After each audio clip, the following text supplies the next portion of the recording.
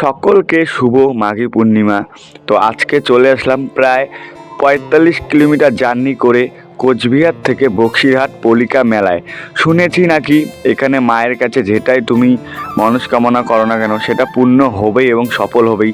তাই ৪৫ kilometre journey করে ৩ বন্ধু মিলে মাকে একটু দেখার জন্য এবং মায়ের কাছে মোমবাতি ধূপকাঠি লাগানোর জন্য চলে আসলাম কোচবিহার থেকে বক্সিরহাট।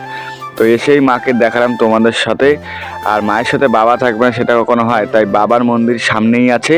আর এই দেখো এই পাশে মায়ের মন্দির, খুব জাগ্রত মা। আর এখানে আছে গঙ্গা মা, গঙ্গা মায়েরকেও তোমাদেরকে দেখালাম। আর এখানে কিন্তু স্নান করে পুজো দিতে লাগে। প্রায় আমরা রাত্রে এসেছি তাই স্নান করতে পারলাম না, এই পুকুরটায় স্নান করে মায়ের ওখানে পুজো দিতে লাগে। পুজো টুজো হয়ে গেলে সবাই এখানে এই যে মেলা দেখতে পাচ্ছ, মেলায় সবাই ঘোরাঘুরি করে। তা আমরা রাত্রে আসছি প্রায় 1টার দিকে, মেলা ঠিকঠাক নেই। তো একটু তোমাদেরকে দেখালাম, নাগরদোলা ঠাকুরদোলা সবই থাকে এবং 3 বন্ধু মিলে একটু ঘোরাঘুরি করলাম ফাঁকা মেলাতেই। অনেক রাত হয়েছে তাই খাওয়া দাওয়া করলাম, খাওয়া দাওয়া করে এখন আমরা বার হব।